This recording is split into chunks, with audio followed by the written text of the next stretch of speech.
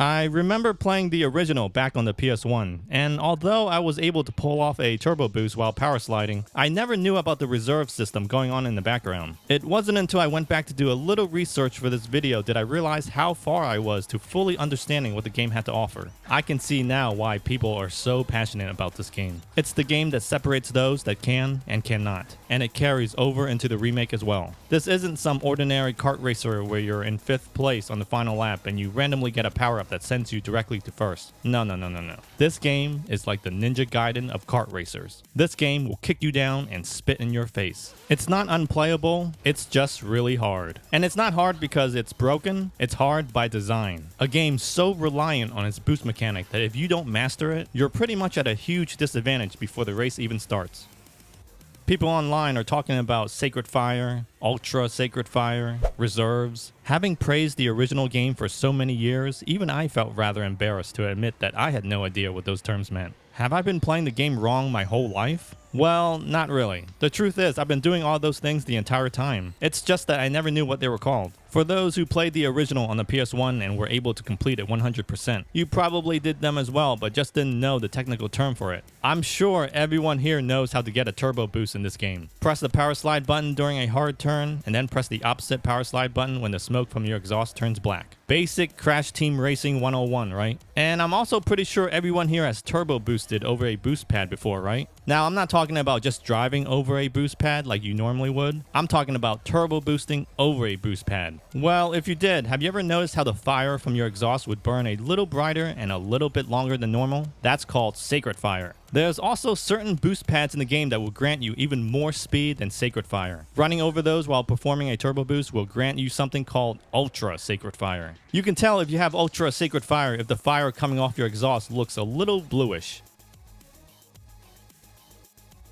So, more speed and longer boosts if you turbo boost over a boost pad. Simple enough? But I think the real issue people have with this game is their understanding of the reserve system. I'm no expert, but I'm going to give you my interpretation of it. And please, correct me in the comments if I'm wrong. So, I don't know whether you realize it or not, but there is a meter that builds up every time you chain together turbo boosts. Now, you can't see this meter because it's not on the screen. It's actually going on in the background, but what essentially is happening is that for every consecutive turbo boost you perform, the duration of each turbo boost gets longer depending on how much you've built up your meter. So, the more you turbo boost, the longer each turbo boost will last. This also applies to the boost you get off a jump and when achieving Sacred Fire as well. I know it's confusing, but just think of it like this. The more turbo boosts you're able to do one after the other, the longer each of those turbo boosts will last, leading you to go faster and further without losing speed. So, because you're maintaining a high speed for a much longer period of time, it's in your best interest to chain together as many turbo boosts as you can, but do note, if you were to stop boosting, get hit, or touch the side of a wall, that meter you've built up that extends your boost disappears, and you have to start all over again. The entire game is built on this reserve system, so it's crucial that you master it if you want to succeed. I'm sure a lot of gamers have been doing this for years and aren't even aware of it. Honestly, I don't think it really matters whether you know the technical term or not, but I do think it's important to know what's going on underneath the surface.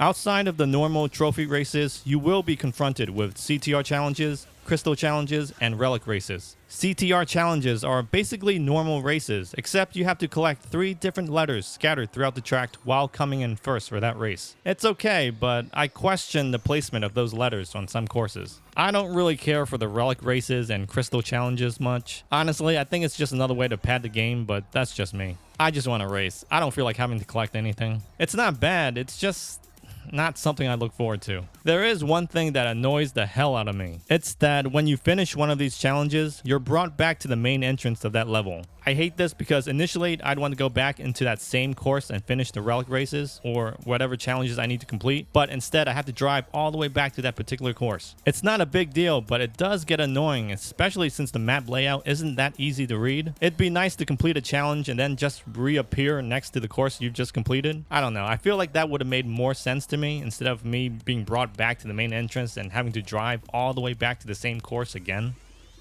As a kart racer, it's bound to be compared to another famous game everyone has played. Personally, I don't think Crash Bandicoot has the worldwide appeal of Super Mario, but with that being said, I do think the gameplay from Crash Team Racing is a bit tighter. Now, this is just my opinion, so don't go ape shit on me, but races just feel like they're more dependent on skill than actual luck from a random power-up. Like, the game is more focused on building and maintaining speed as opposed to getting that lucky power-up that will send you to the front of the line. Don't get me wrong, they look awesome and they're cool to pull off, but I don't think it's the thing that's gonna win you the race. Like, if you can't boost, then no amount of power-up is gonna save you.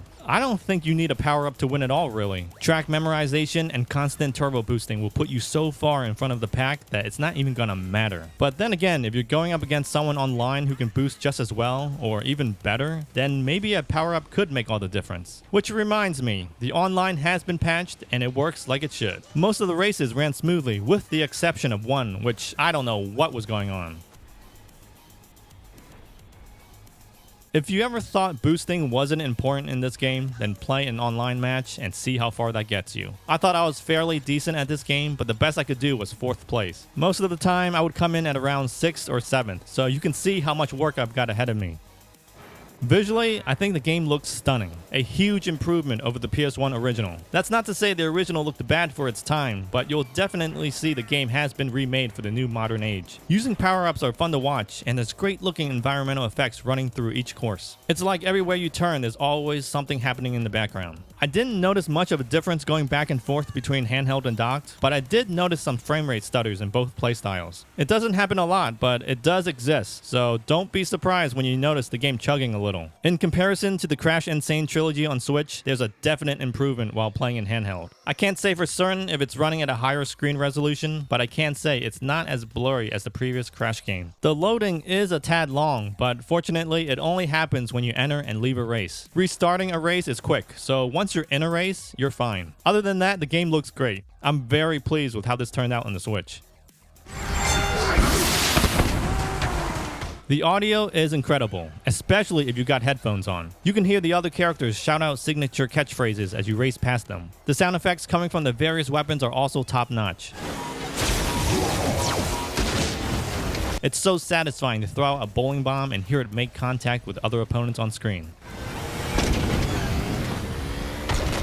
Explosions from rockets and TNT barrels also heighten the experience. This game sounds good. In terms of control, the game is pretty straightforward. There's a useful hint system in the menu which explains to you how to pull off each move. Performing a turbo boost is easy, but chaining multiple ones together is a challenge. That's going to take some practice, so be prepared to hit that restart button. This game is tough. Really tough. One of the most technical kart racers out there. You're going to lose a lot, and you're going to be hitting that restart button a lot. Is it difficult? Definitely. But calling it unplayable? Don't you think that's a little irresponsible? If there's one thing you're going to take away from this video, then make it this. You have to boost. Always be boosting. I cannot stress that enough. If you cannot do that, you will get annihilated in this game, which is evident by the later levels. You will not be able to complete those races if you cannot boost. Honestly, I wouldn't even concentrate on getting the power-ups. Just boost as much as you can, as long as you can, whenever you can. And if you somehow get an item, that's even better. You don't have to know all the technical mumbo-jumbo, just know that boosting is key. So for anyone who thinks this game is broken or unplayable, it's not. This game is difficult by design. It's been like that since the original. It's not the game, it's you. Now, if you'd like to see more Switch-related content, then click on the next video. If you're new to the channel, consider subscribing. Do that and you'll help me buy more games to talk about. Also, there's a Discord link in the description below if you want to check it out. Later, guys.